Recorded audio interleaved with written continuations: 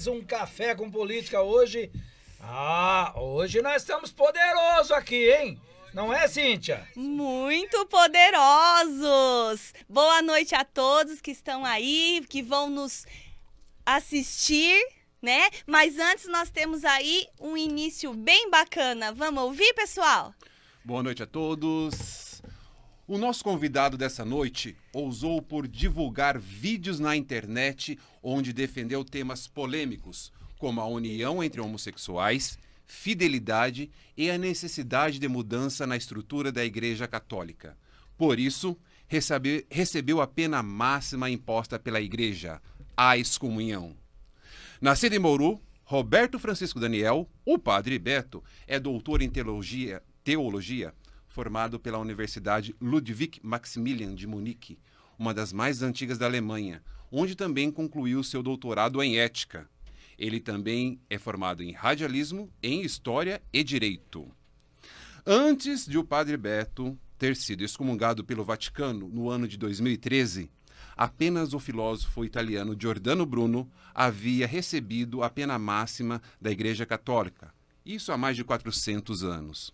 O sacerdote também foi alvo de outras polêmicas, ao ser franco, afirmando coisas como: se viesse hoje, Jesus Cristo seria mulher, preta, pobre e lésbica. Atualmente exerce o sacerdote de forma independente. Boa noite, Padre Beto. Boa noite, Marcos. Boa noite a todos que nos ouvem. Boa noite ao Toninho, boa noite à Cíntia. Boa noite ao rapaz que está ali, o Henrique. É um prazer enorme estar aqui com vocês nessa noite. O prazer é todo nosso de estar tendo aqui a oportunidade de estar na sua presença, onde você vai tirar aqui várias dúvidas e curiosidades que as pessoas têm. Primeiro eu quero parabenizar, porque um currículo desses... É pra doutor, qualquer um não, hein? Como assim? Eu sou da área da educação e eu fico apaixonada. Um, doutor em ética, como é isso? Nos conte um pouco sobre essa carreira acadêmica sua. Olha, e faltou só um detalhe aí que eu faço questão de mencionar. Eu fiz o antigo magistério. Eu também. Eu também fiz magistério. Então, tamo junto. Tamo junto. Eu fiz assim, e eu fiz por acaso. Eu terminei o ensino médio, Sim. né? A antiga 8ª série, aliás. Fiz o primeiro colegial e tinha que fazer um curso profissionalizante, que na época se oferecia, né? Química, Sim. administração, enfim, outros aí. E eu cheguei na secretaria e perguntei assim: qual é o curso que não tem matemática, química e física? Bem a cara de professor. Aí a diretora falou assim: olha, o único curso é o magistério, mas você tem certeza que você vai fazer magistério? Eu nem fazia a ideia do que era magistério. Eu falei: não, me matricula no magistério. E aí, então, na primeira noite, Cíntia, eu cheguei primeiro na sala de aula. De repente começou a entrar meninas. De repente era eu e 29 meninas. Eu era o único homem a fazer o magistério em todo o colégio, né? E aí eu tinha que escolher. Ou eu caía fora, Sim. ou eu enfrentava a barra e fazia o magistério. E eu resolvi enfrentar a barra e fazer o magistério. E você concluiu? Concluí o magistério. Comecei o meu magistério, né? A minha prática no magistério. Dando aula para o ensino fundamental na periferia de Bauru. Que tudo. Dei aula na Vila São Paulo, no Gaiso, no Redentor, enfim. E depois, então, resolvi fazer história e foi indo a minha carreira acadêmica. Mas você já começou enfrentando quem mesmo? Mulheres. Pra você ter noção que não é fácil, não. Eu enfrento a minha todo dia. Ah, é? Todo dia. Ela fala: vai lavar a louça, eu falo: bem, eu não sei. Você imagina 30.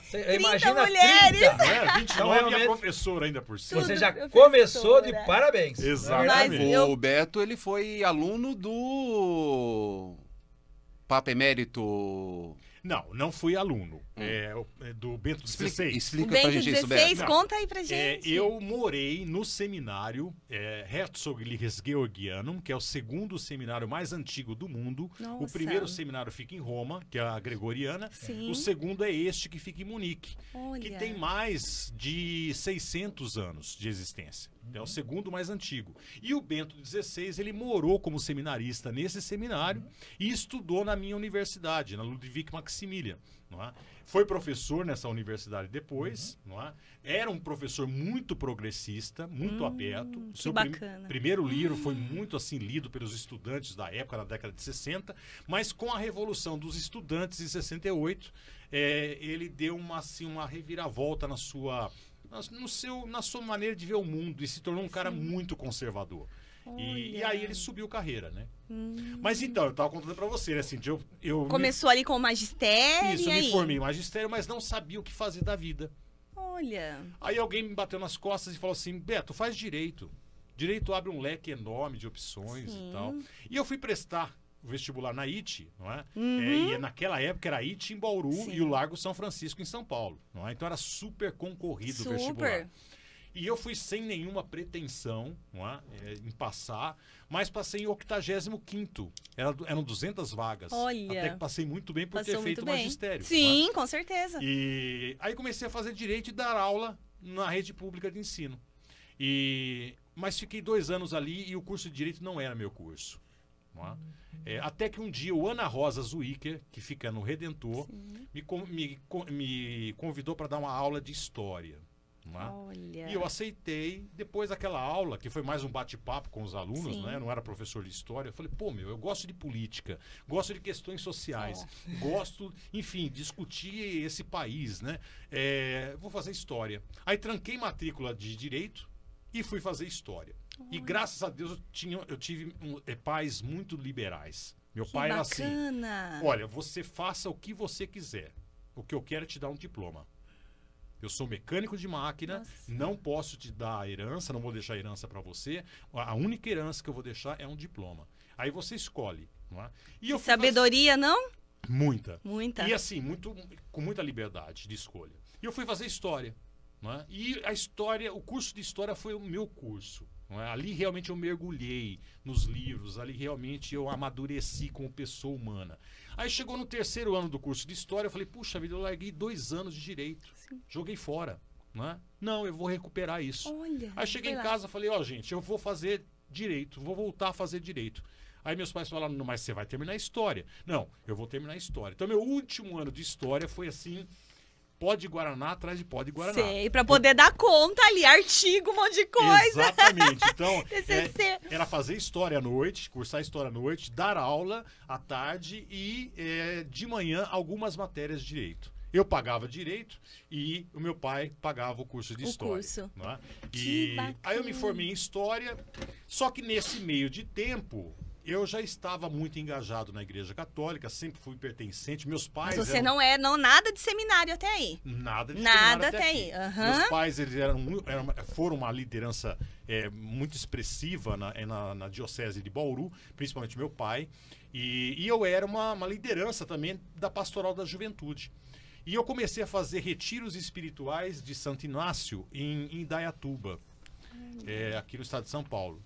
E ali eu comecei a descobrir que o sacerdócio seria o meu caminho. Era através do sacerdócio que eu poderia atingir as pessoas, mudando a mentalidade das pessoas, mudando, talvez contribuindo para que a sociedade se tornasse mais humana, menos desigual, não é? Nós tivéssemos um país com uma educação decente, né, com a saúde melhor e assim por diante. Enfim, por quê? Porque naquela época, na década de 80, nós tínhamos uma igreja muito diferente da igreja que nós temos hoje, né? Tá? Nós tínhamos grandes homens como Dom Paulo Evaristo Arnes, Dom Pedro Casaldáliga, Dom Mauro Morelli, Dom Helder Câmara. Não é? Então e a igreja não se importava com as questões morais. Era muito mais as questões sociais que importavam, não é? E era nessa igreja que eu estava inserido. Então eu cheguei no sacerdócio o meu caminho. Aí eu cheguei em casa, falei, gente, eu não quero nem ser profissional do direito e nem da educação. Eu quero ser padre, não é? E aí, quantos anos você estava? Eu estava com 27 anos. 27 anos, hein? E já tinha namorado e tal, e assim por diante. Fala. Ô, Beto, deixa eu fazer uma pergunta, já que você está falando que você aí fez curso de história, aí você entrou... Falar uma coisinha, só um minutinho. A gente tem um monte de gente aqui.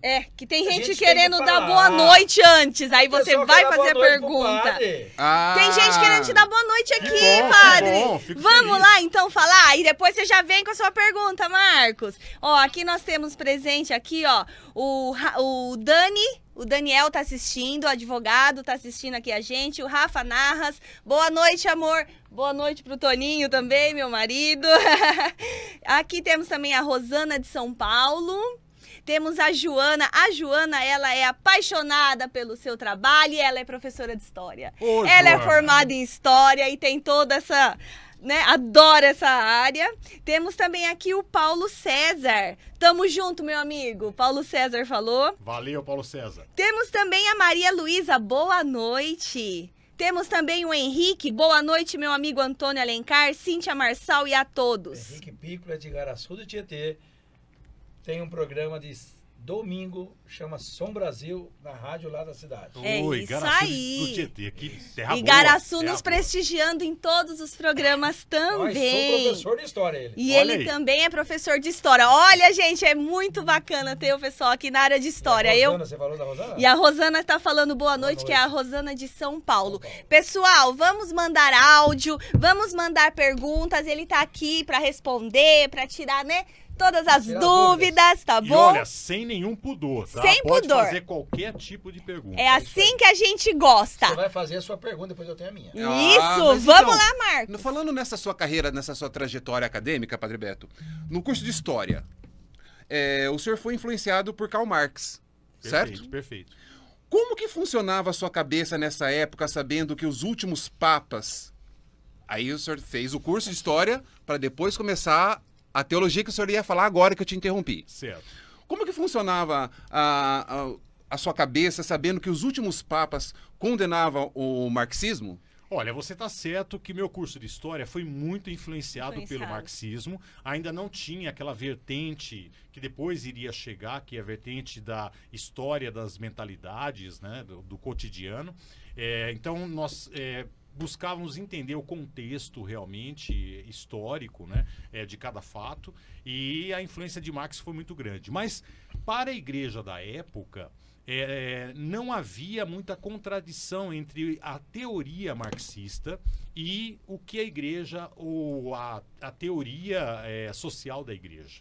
Não é? E nós estávamos na época da teologia da libertação, que conseguiu fazer um diálogo muito fértil do marxismo com a teologia.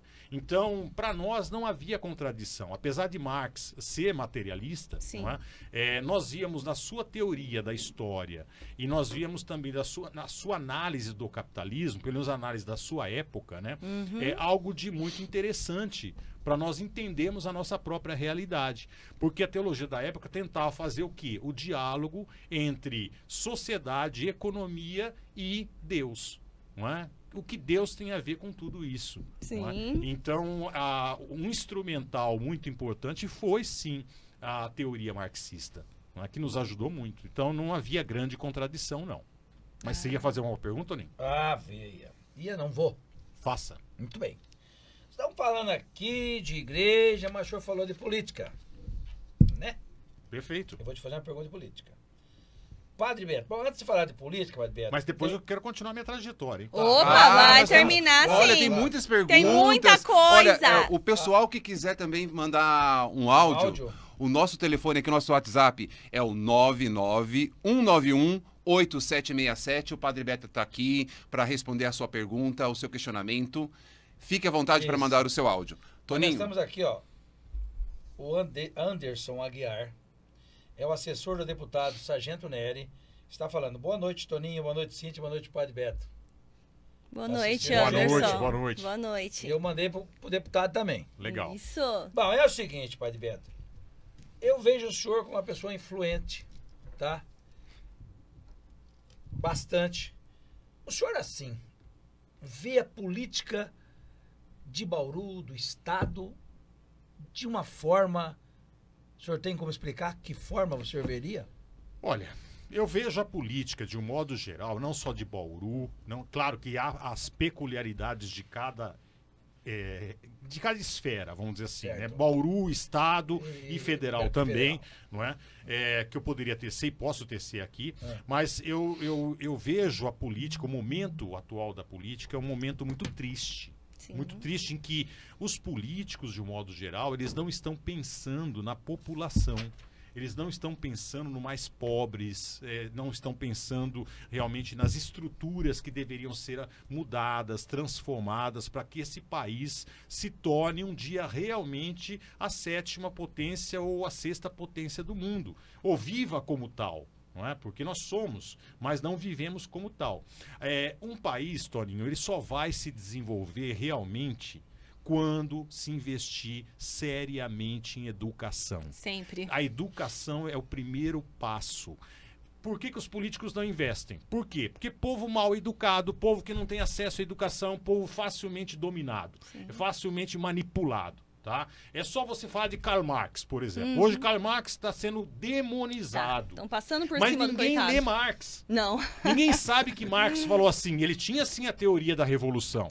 Mas ele também falou, se não tiver revolução, o capitalismo vai evoluir de tal forma que o conhecimento vai chegar a tal ponto que o próprio capitalismo vai se humanizar. Ele acreditava no capitalismo também.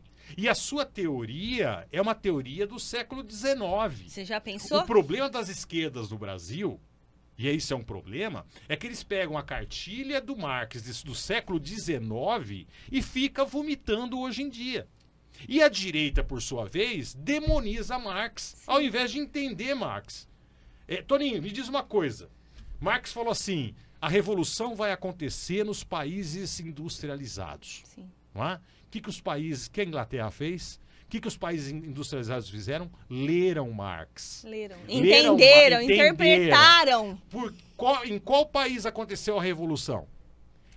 Na Rússia, que era um país feudal. Sim, feudal. Na China, que era um país feudal. Não é? E em Cuba, que era o quê? Um prostíbulo e colônia dos Estados Unidos. Que não era industrial também. Por quê? Porque os países industriais leram Marx e entenderam o que Marx quis dizer. A mensagem que ele enviou pra gente. Então não é ficar com Marx lá do século XIX, nem demonizar Marx, mas é estudar, gente. E a política tá aí. Exatamente. Também, né? Então, tá aí. Hoje os nossos políticos não pensam a longo prazo, eles só pensam na eleição seguinte. Por isso não investem em educação. E educação é o único caminho. É a base. Os tigres asiáticos se desenvolveram tão rapidamente. Por quê? Porque investiram em educação. Eu morei 10 anos na Alemanha e eu sei que a Alemanha, depois da Segunda Guerra Mundial, ela estava arrasada. Arrasada. No chão. Literalmente no chão. Porque os aliados foram até maldosos. Eles quiseram humilhar os alemães. Nossa. Então destruíram, por exemplo, a cidade de Dresden, que não tinha nada a ver. Estava totalmente afastada. Era Veneza do Norte. Uma cidade maravilhosa. Eles fizeram questão de deixar Dresden a cinzas. A Alemanha se reconstruiu, mas investiu em educação. É a base. É a base. Muito bem, Toninho. Por isso que hoje ela é a locomotiva da Europa. Sim. É a base de tudo.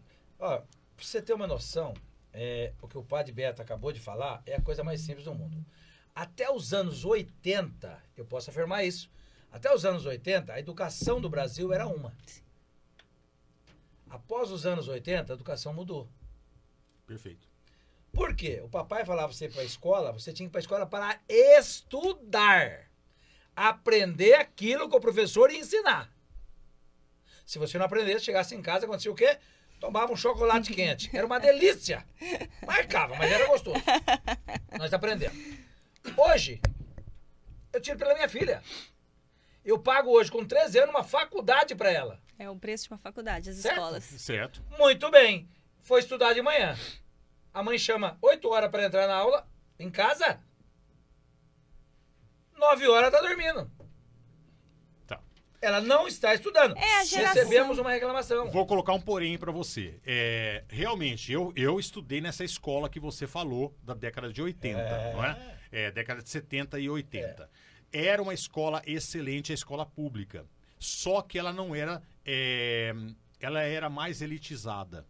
Não é? O que deveria ter acontecido? Mantido esse nível, ou até aprimorado esse nível, porque não era integral ainda, não é? Deveria ser integral, mas deveria ter se expandido. Sem ter descido Continuado o nível. aquele melhorado. Exatamente, continuado aquele nível Melhorado. e expandido isso. Né, o que aconteceu? Houve uma desconstrução dessa escola, não é? E hoje o nível está muito baixo. E por incrível que pareça, sabe em quais governos mais se construiu ou se fundou escolas, faculdades particulares? Nos governos petistas, de esquerda. Não é? Então é uma grande contradição isso. Não é? Veja bem, gente, eu não sou Bolsonaro, tá? Porque hoje tá essa polarização idiota. A gente não pode falar nada tem que tomar que cuidado, já... direita, se você de faz esquerda. crítica ao governo de esquerda, pronto, você é Bolsonaro. É. Se você faz crítica ao Bolsonaro, pronto, você é de Tá difícil esquerda. da gente poder falar, Pô, né? gente, Opinar O senhor alguma tá do lado coisa. do povo. Tudo se critica. O que é fazer o bem pro povo, o senhor tá do lado. Claro. Eu também sou assim. O político eleito, ele precisa ser criticado, ele precisa ser visto com olhos críticos. Por Sim. quê? Porque ele é meu empregado a partir desse momento. Sim, nós estamos lá Eu estou pagando. Ele está em função de nós, E né? eu não estou pagando político para fazer campanha eleitoral, hein? Eu estou pagando para ele governar essa nação. É isso mesmo. Muito bem. Vamos voltar aqui, então.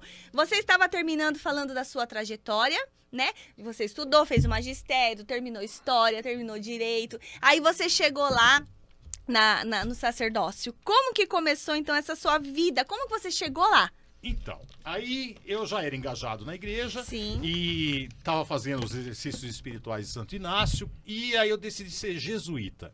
Ah, tá. Mas aí, Olha. naquela época, havia chegado em Bauru um bispo coadjutor, o bispo Dom Cândido Padim estava para se aposentar, e chegou Dom Aloysio Leal Pena, que depois, mais tarde, iria ser o arcebispo de Botucatu. E ele chegou em Bauru e ficou sabendo que havia um jovem que queria ser jesuíta, queria ser padre. E a diocese de Bauru só tinha 2 seminaristas. Não é? Olha. Em relação a vocações sacerdotais, estava um fracasso. Não é? E aí ele me chamou para uma conversa. E ele me convenceu a ser diocesano e a deixar de ser jesuíta para ser diocesano. Eu aceitei entrar para a diocese de Bauru. Mas aí eu coloquei uma condição. Falei, olha, Dom Aloysio, eu entro para a diocese de Bauru desde que eu não estude em Marília. Porque os seminaristas daqui, os nossos seminários da Arquidiocese de Botucatu estão em Marília, de filosofia e teologia. E o nível da época, pelo menos, eu não sei hoje, o nível era muito baixo. Era baixo. Né? Eu falei, eu quero estudar ou em Belo Horizonte, no Instituto Santo Inácio, Sim. ou então em São Paulo. Não é? Aí ele falou, bom, mas eu não posso fazer isso, porque existe um acordo entre os bispos aqui da Arquidiocese de mandar os seminaristas para Marília. Mas eu vou dar um jeito, me dá um tempo a pensar. Sim. Aí ele me chamou depois de uma semana e falou assim, então vou fazer o seguinte, eu vou te mandar para o exterior. Você não vai estudar nem em Belo Horizonte, nem em São Paulo, porque eu vou alegar que eu estou formando um professor para o futuro. Olha. Não é? Aí veio uma bolsa de estudos, nós ganhamos uma bolsa de estudos de Roma, e logo em seguida veio uma bolsa de estudos de Munique, da Diocese de Munique. Que bacana. Então veja bem, um detalhe aqui, a minha formação não deu nenhuma despesa para a Diocese de Bauru. Tá? Olha Diocese de só, Bauru, muito bom falar sobre isso também. não deu nenhuma despesa. Toda a despesa foi pela Diocese de Munique. E aí Dom Luiz me chamou e colocou as 2 bolsas à disposição. Falou, ó, você é o único que tem experiência acadêmica aqui, você escolhe entre Roma ou Alemanha. E eu gosto de desafio. Com certeza. Roma seria muito mais fácil. Roma eu teria morado no Pio Brasileiro, que é um seminário brasileiro, onde fala-se português. A cozinha é brasileira. Eu iria estudar na Gregoriana. A maioria dos professores da Gregoriana são espanhóis. Portanto, você tem o privilégio de fazer a prova em português. Não é? Que bacana. E eu estaria no mundo católico e no mundo latino. Ponto final. Muito mais fácil, né? Muito mais fácil. Mas eu escolhi a Alemanha. Por quê? Porque os grandes teólogos da época tinham berços da Alemanha, tinham estudado na Alemanha ou na Bélgica. Não é? E eu resolvi estudar na Alemanha. E fui para a Alemanha. E aí, gente, foi barra. Como que foi, Beto? Como foi esse choque de sair da cultura brasileira Tá lá, né? e chegar numa cultura alemã? Como que foi o seu dia a dia, os primeiros dias lá na Alemanha? Conta pra gente. Olha, isso acontece com todo estrangeiro no país, tá? Primeiro, você tem uma nostalgia muito grande do seu país. Primeiro, acontece uma coisa muito estranha na sua cabeça. Você idealiza o seu país. Por quê? Porque a realidade é totalmente nova, os costumes são outros, o modo de se cumprimentar é outro, enfim, tudo é muito estranho para você. E eu fui sem falar a língua, eu fui aprender o alemão lá. Não é? Então foi assim, os primeiros meses, eu demorei 8 meses para passar na prova da faculdade, a prova de admissão, que era uma prova escrita. Mas eu fui falar fluentemente depois de 2 anos. E então, por quê? Porque é uma língua. Eu não ia aprender o alemão de rua. Sim. Eu tive que aprender o alemão clássico, o alemão acadêmico. Não é? E então, numa primeira fase, você começa a ver tudo negativo. E aí você começa a idealizar o seu país, como se o Brasil fosse uma coisa assim maravilhosa, não é? Aí, aos poucos, você vai começando a ser inserido na cultura. Não é? E eu fiz questão de ser mesmo. Quando eu cheguei lá, o bispo de Munique, bispo auxiliar de Munique, ele quis me conhecer pessoalmente e tal, e me entregou uma lista onde os brasileiros, nós tínhamos 3.500 brasileiros em Munique, onde os brasileiros se encontravam. Eu peguei essa lista e coloquei no fundo de uma gaveta e esqueci. Por quê? Porque eu tinha que entrar na sociedade, na língua alemã e na mentalidade alemã. Então, aí quando você vai começando a compreender como é que funciona uma Alemanha e como os alemães vivem, aí você começa a entender que o seu país, infelizmente, eu falo isso com dor no coração, tem muito que evoluir. Tem muito a aprender ainda, né? Tem muito que aprender. Bom, aí eu comecei a fazer teologia na Ludwig Maximilian, não é? Que é uma estadual. Sim. Era um curso de teologia muito aberto, lá tem um sistema educacional, para você que é educadora, muito diferente do nosso. A faculdade nossa aqui é um grande colegial, não é? A faculdade na Alemanha não. Você faz matrícula, os professores são pagos para pesquisa, não é? E eles, claro, eles dão aula, mas as aulas são chamadas de leitura, Vorlesung. E então o professor chega no auditório, ele abre a sua pastinha num púlpito, e dá boa noite e começa a ler. Lê o quê? O que ele está produzindo no momento, o que vai ser publicado o ano que vem. Olha. Então você está bebendo na fonte. E não tem presença em sala de aula. Nossa. Você vai se você quer, Cíntia. Sensacional. É autonomia total. A faculdade te oferece isso que tem que ter, né? As melhores bibliotecas. Nossa. Os melhores professores, não é? Enfim, toda a infraestrutura e o caminho que você tem que trilhar. Agora, se você quiser assistir outras aulas também, eu, por exemplo, assisti aulas de história na faculdade de história, assisti aulas de teologia luterana. Você enriquece o seu currículo. O que você está falando um pouco tem muito a ver também com a Escola da Ponte de Portugal.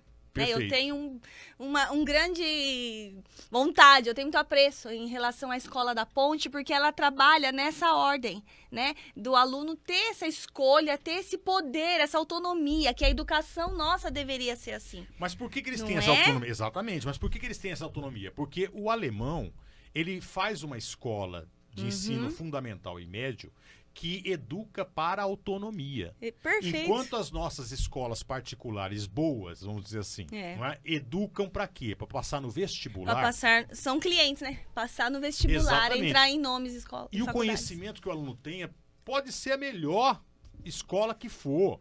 É um conhecimento quase técnico. Quase nenhum. Quase nenhum. É um conhecimento para você... Infelizmente é assim. Quase nenhum. Para você passar no vestibular, ponto final. Prepara só o vestibular. Mas não prepara para a vida. Não prepara para a vida, exatamente. Que nós precisamos disso, ser preparados para a vida. Meus colegas de seminário, todos eles sabiam trabalhos manuais.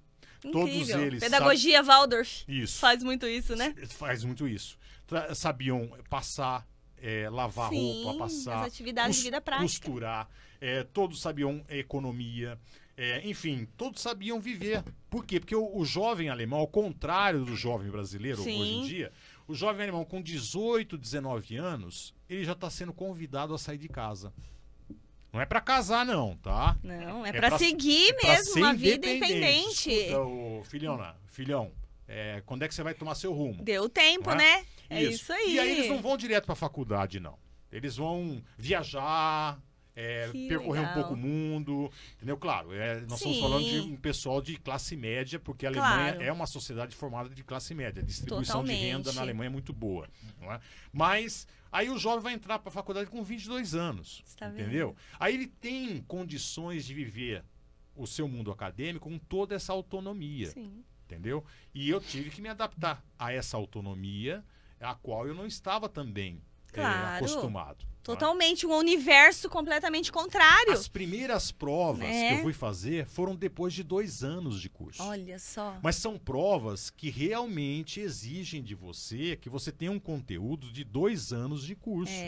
Se você não consegue passar, Cíntia, Toninho, você volta 2 anos da sua vida. Nossa, você... E aí as últimas provas que eu fui fazer, as outras provas, foi no último ano de faculdade, depois de 3 anos. Foram 5 anos de teologia. Então as últimas foram o quê? Provas escritas e orais. Ah, entendi. Entendeu? Então, bom, aí fiz todo o meu curso de teologia, como eu estava dizendo. No final do curso você tem que escrever não só um TCC, mas praticamente uma tese de especialização. É uma tese mesmo. Uhum. E eu, assim, escolhi um tema muito exótico. Eu escolhi o tema Teologia da Libertação e Cinema. E eu fiz uma análise do filme Deus e o Diabo na Terra do Sol, do Glauber Rocha. Eu vou interromper agora, Beto. Pois não. Padre Beto, eu tô interrompendo direto aqui pelo seguinte.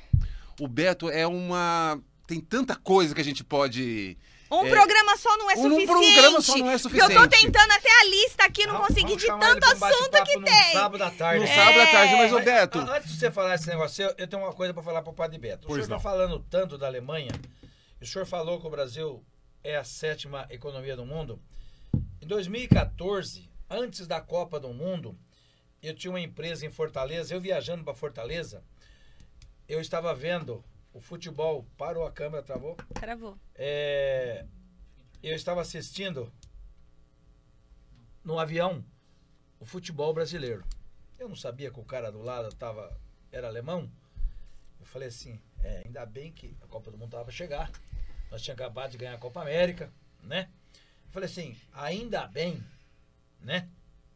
Que ali nós somos todo poderoso, ninguém pode com nós.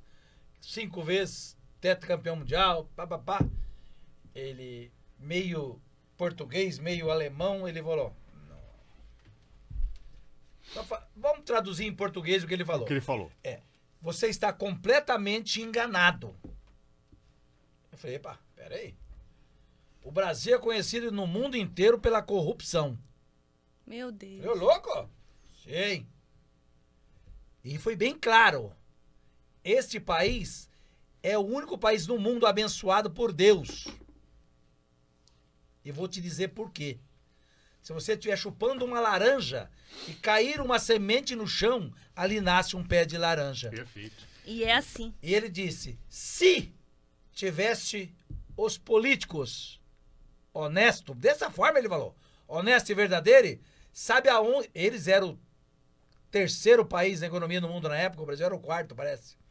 Ele disse assim... Primeiro era 20 vezes o Brasil, para depois o 21, 22, o 23. Nós era o 23º. Ele quis dizer o seguinte, que esse país é abençoado por Deus. Se tivesse uma administração pública séria, sem corrupção, nós seria realmente o paraíso do mundo inteiro. Seríamos um primeiro mundo. Nós temos tudo para ser um primeiro mundo. Tudo, Cíntia. Nós temos tudo para ser. O Toninho tem toda a razão. Esse alemão que ele encontrou... Foi um alemão que falou isso aí. Nós somos um país muito rico em recursos naturais. Não é? Nós somos um país que não tem catástrofes naturais. Não é? Eu queimei a língua, né? Porque em 2014 eles foram campeões no Brasil aqui. Exatamente. Mas, infelizmente, nós fomos nos construindo como povo, não diria só os políticos, porque os políticos são fruto de um povo. Não é? Nós somos um povo corrupto. Infelizmente, a nossa educação familiar clássica é uma educação corrupta. Ela nos forma para a corrupção. Por quê, Cíntia? Porque a criança já, desde pequena, é educada a ser de uma forma dentro de casa e lá fora de outra forma. De outra forma. Não é? Nós vamos na casa da avó agora, tá? Só tinha uma piranha, mas você não vai falar isso lá, hein? Você não pode falar isso. Você não pode falar isso lá. É bem isso. É bem isso. A criança vai aprendendo a vestir máscaras. Isso é corrupção. Então aí eu começo a aprender que eu tenho que falar o que o outro quer ouvir e não aquilo que eu penso de verdade. Eu cheguei na Alemanha e claro, quando você começa a aprender uma língua, você fala Min Tarzan, né? Você fala errado. Fala, e aí natural. Eu queria puxar conversa com o pessoal, com os alemães, e de imediato eles me cortavam assim, me corrigindo gramaticalmente. Pá, pá, isso tá errado aqui, aqui, pá, pá. E eu ficava extremamente humilhado com isso. Eu me sentia humilhado, me sentia assim, sabe? Eu sentia que eles eram pessoas mal educadas. Olha só. E aí depois eu fui entender que não. Eles estavam me dando um curso de alemão de graça. E o que eles queriam? Eles queriam que eu falasse bem o alemão. Aprendesse. O que a gente faz com o gringo aqui?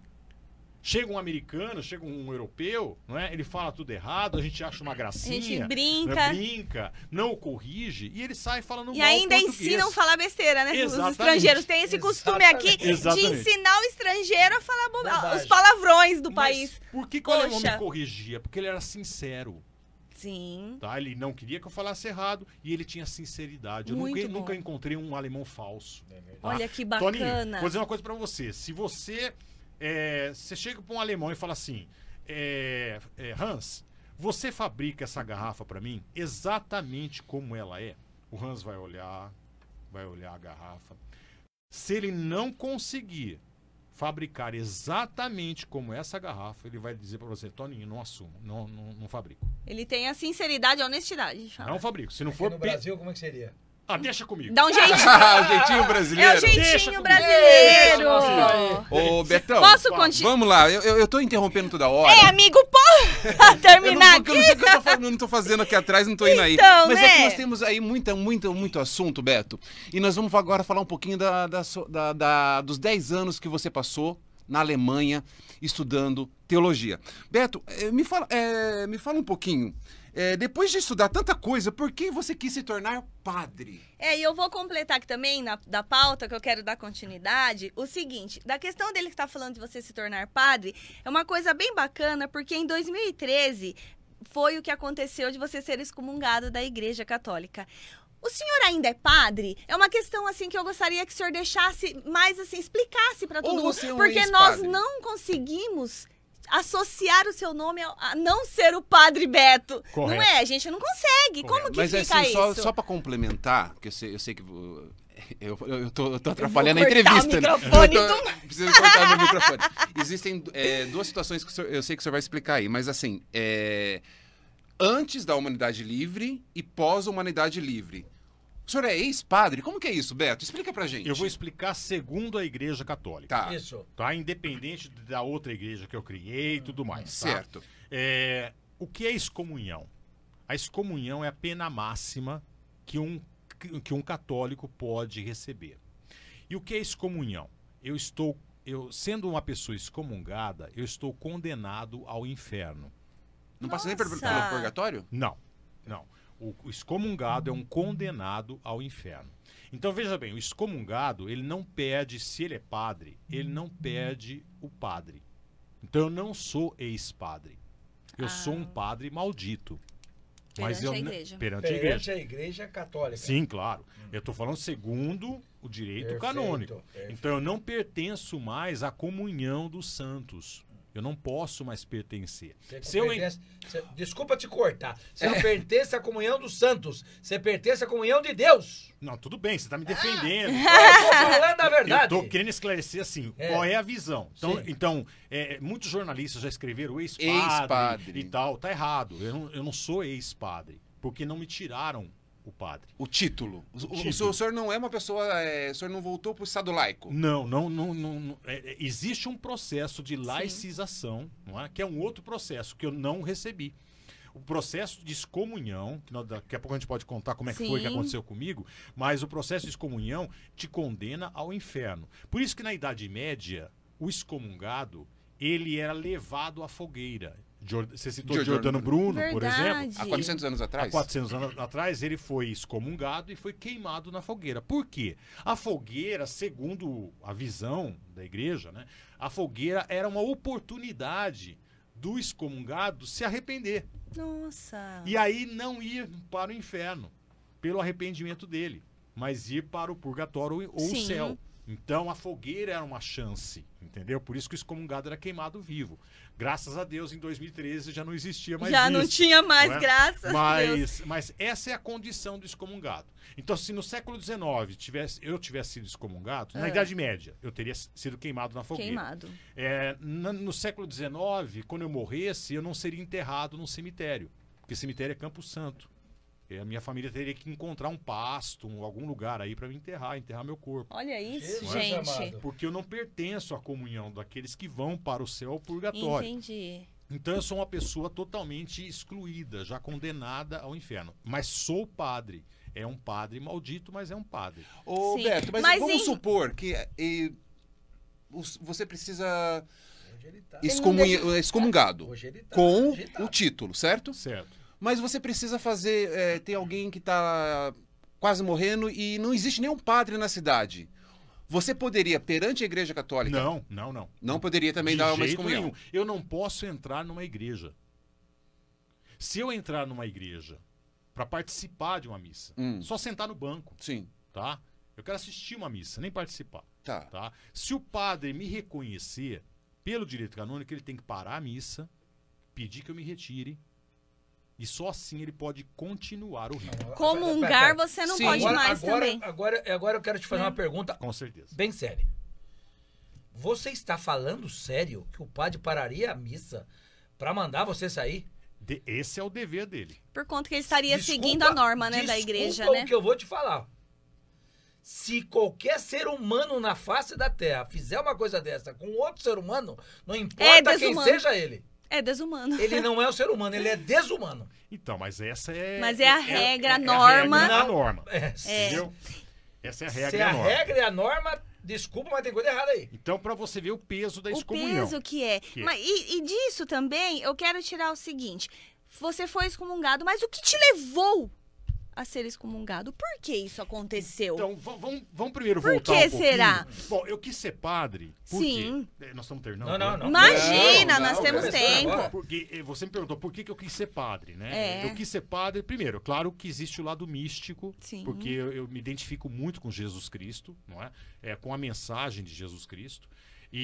Mas eu vi no ser padre aquele ser que pode ajudar as pessoas, tanto individualmente como socialmente. Sim. Não é? Um professor não consegue isso, um outro profissional também não. Mas um padre, na nossa cultura, ele tem um poder incrível.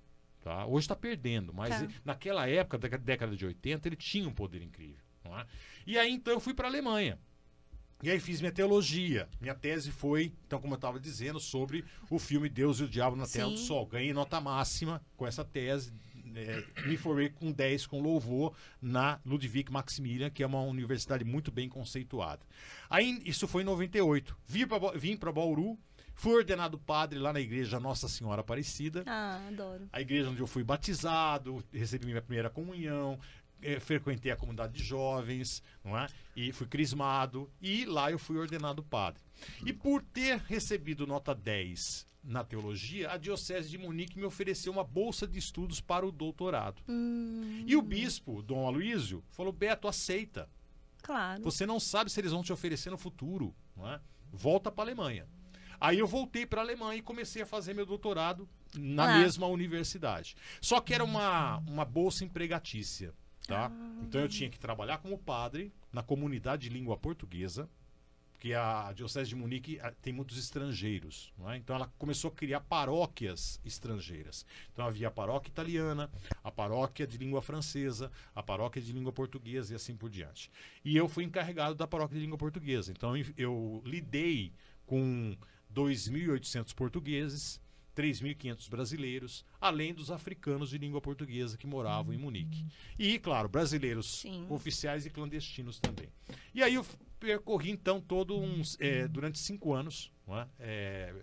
Essa trajetória, e eu terminei meu doutorado, não é? Em 2001. E aí retornei para o Brasil. 2001, você. Isso, então de 91 a 2001 passei na Alemanha.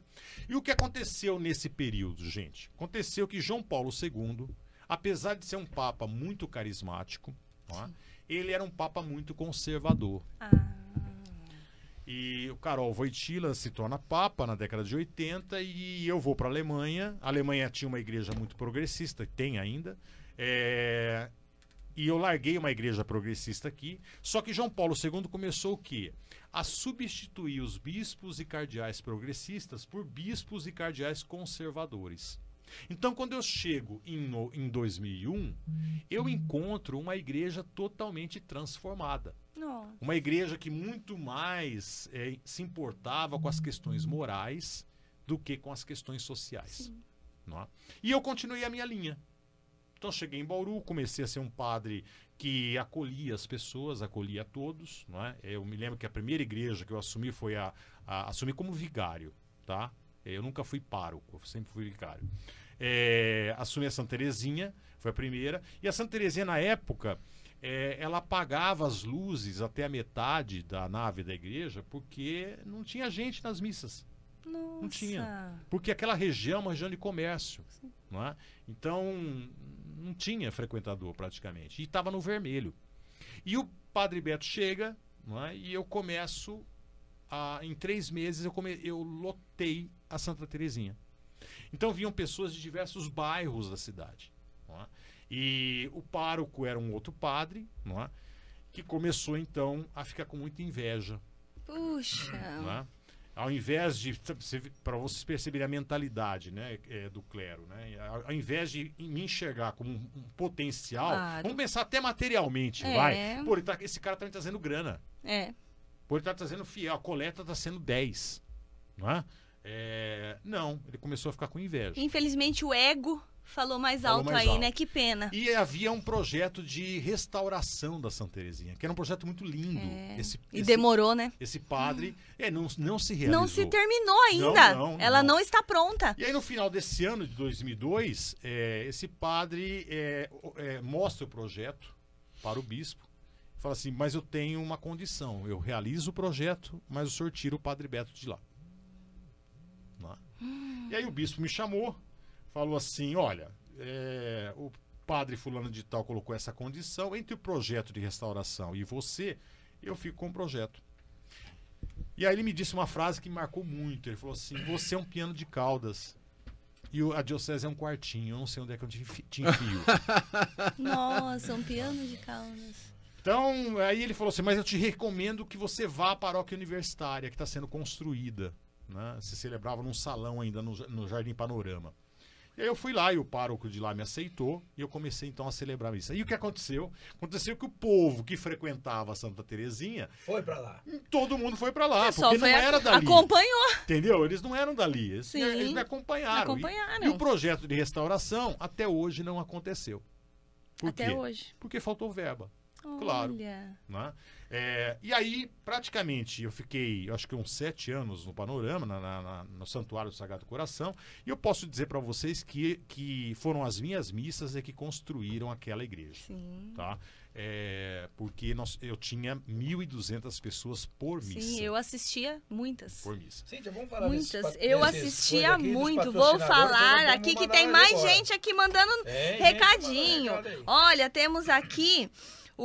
A Joana está falando aqui que todos os políticos em qualquer esfera têm a obrigação de prestar contas à população, como você havia dito, depois vamos falar mais sobre isso.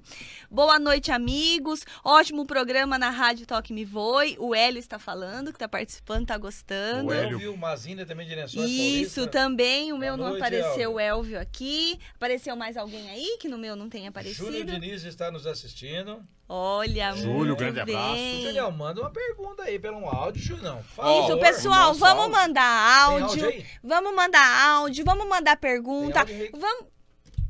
Vamos falar um pouquinho sobre os nossos patrocinadores? Vamos falar um pouquinho, então. Vamos falar um pouquinho, então, de Aniane Espaço Fashion, moda feminina e infantil. Eu quero agradecer a Aniane Espaço Fashion, que nos presenteou a um sorteio do programa de Mulher para Mulher, no qual eu faço parte, de uma roupa infantil, da confecção infantil. Então, esse sorteio, Toninho, vai acontecer no dia 28 de agosto, no dia da comemoração comemoração do aniversário da rádio, no qual a rádio vai estar sorteando uma cadeira da Mariflex. Mas para você participar e ganhar essa cadeira, o que você precisa fazer? Manda áudio, manda mensagem, gente. Daqui a pouco nós vamos soltar o áudio aí. Vamos soltar o áudio daqui a pouco aí para vocês, viu? Vamos participar, pessoal. Tô esperando aqui mais perguntinhas, hein? Temos também a X-Eventos. A X-Eventos volta o ano que vem com tudo. Força total. Força total. Tem mais alguém aí pra gente estar falando? Agora isso. Temos também Suco Truck. Beba saúde, que delícia. Suco melhor é sempre suco de Bauru bem-vindo. Sempre bem-vindo. Ainda mais logo tá chegando o verão aí. Isso. Que delícia. Temos também o estúdio Casa Ritmos, Dançar e Viver Bem. Danças aeróbicas, fit dance, zumba, ritmos jump, dança do ventre. Professora Kelly Elizabeth. Telefone para contato 99874-7913. Tudo bem. E voltando aqui... E o nosso convidado de hoje, o padre que a igreja não conseguiu calar, Padre Beto. Cíntia? Vamos lá, então.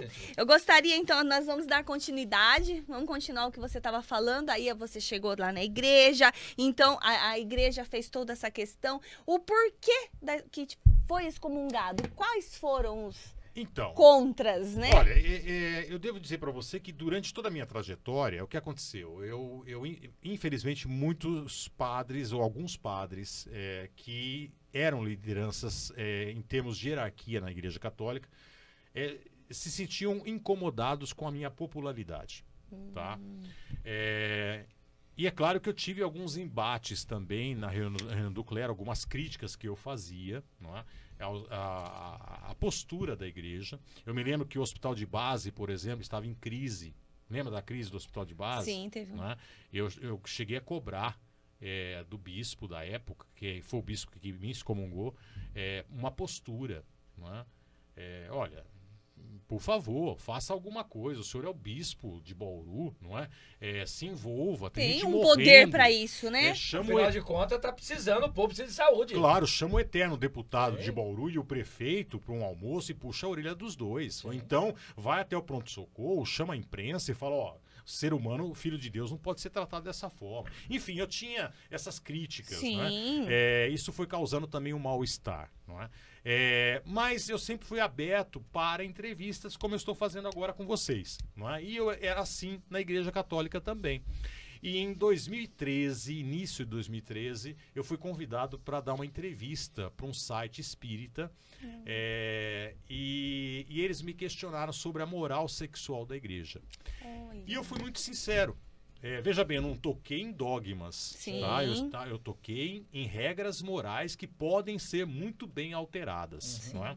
E aí eu coloquei muito claramente que a moral sexual da igreja muito mais mal ao ser humano faz do que bem.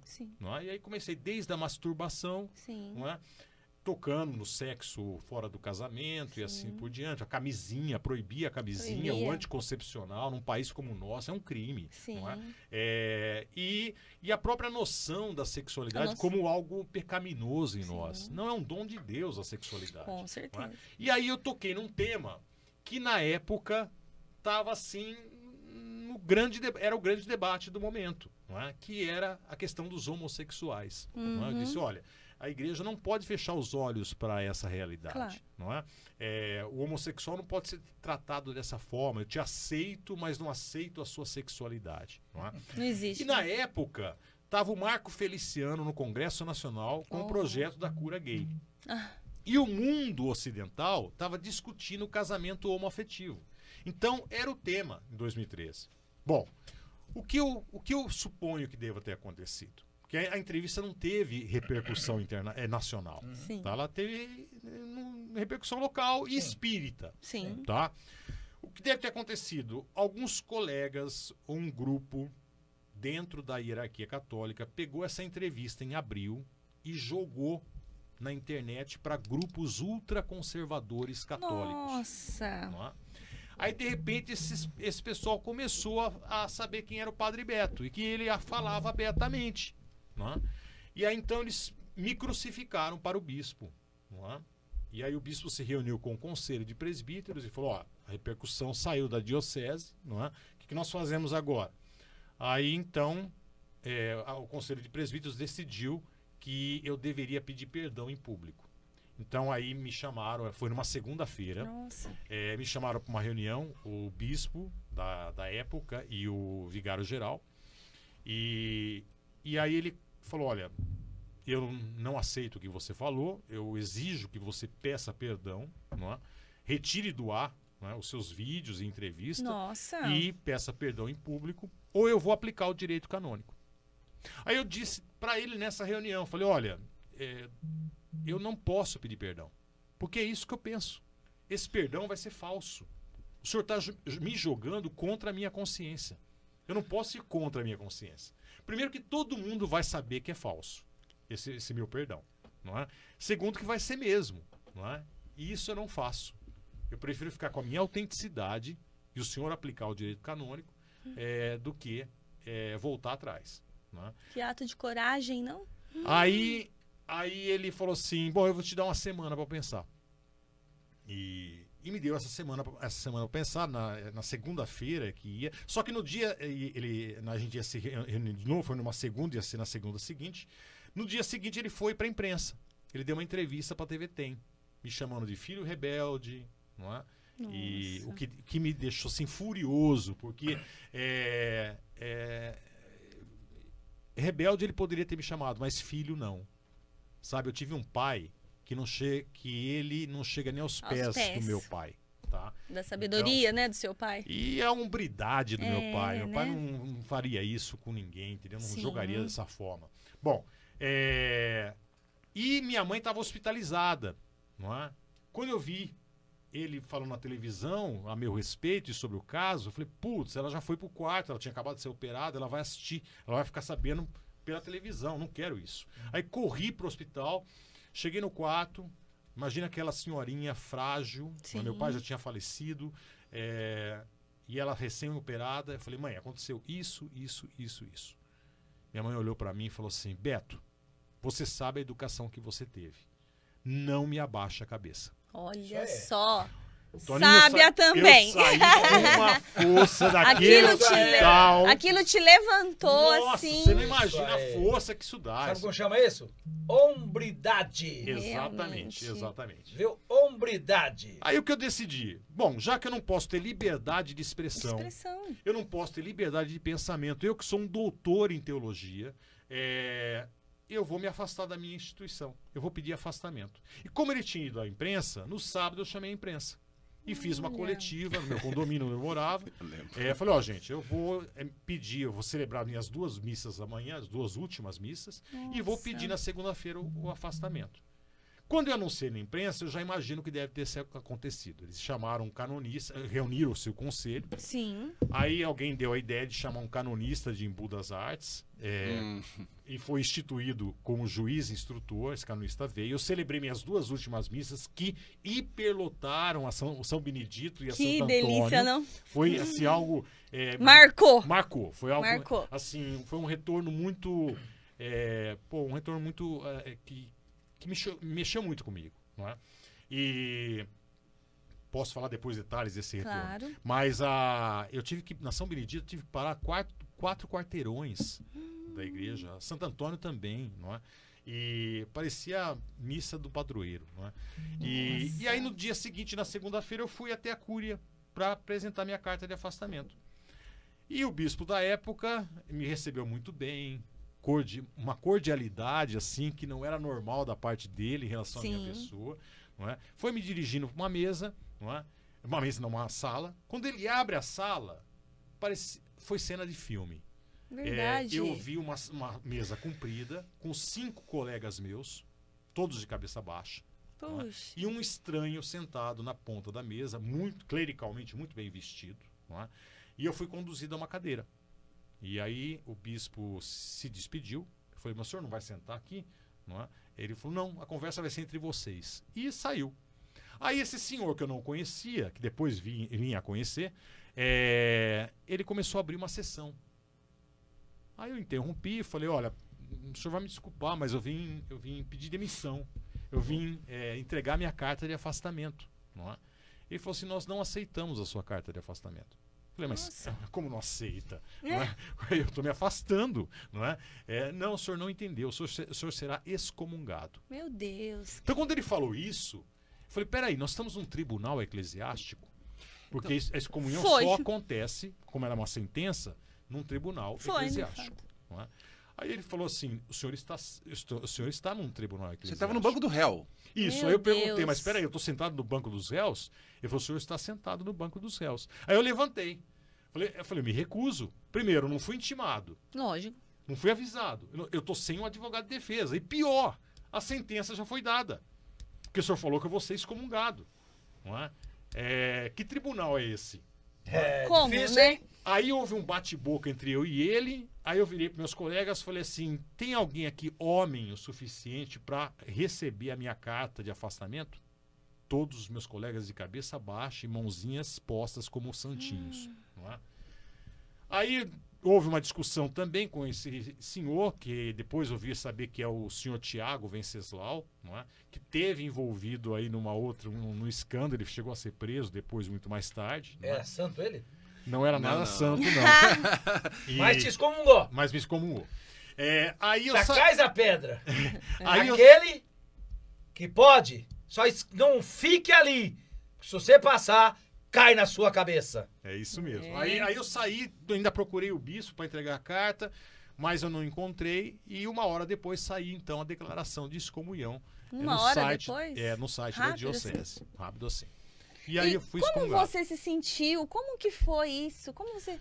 Foi algo surrealista, porque quando ele falou, eu vou aplicar o direito canônico, eu pensei, vai ser um ano de silêncio, um ano sabático, né, ou coisa parecida, né? Ou então, na minha diocese você não trabalha mais, vai procurar outra, não é? Mas excomungar alguém... É algo inacreditável, né? É algo Após perdeu o 400 chão, anos, né? Após 400 anos, Perdeu né, o Beto? chão. Não se né? aplica isso. Não se Padre aplica. Beto, ele te excomunhou. Já vamos Excomungou. fazer. Ele te excomungou. Isso. Correto? Correto. Super. Agora eu vou te fazer uma pergunta muito simples. Qual foi o pecado que o senhor pagou? Nenhum. Nenhum. Mas ele pagou. Ele pagou. Ele pagou. Essa é a vida de Deus. Ele pagou. Cria para nós. É a lei do retorno. O Marcão, Tá bom? É a lei do retorno. O Marcão pode procurar aí pra mim, eu não sei mais qual é a diocese. Nós vamos, Vou procurar aqui. Procura, nós Marcos, vamos muito pro bom. intervalo Legal. comercial e tem mais perguntas pro senhor aqui. Tem várias perguntas Várias. aqui. Já voltamos. 3 minutinhos para nós tomar uma água. Valeu?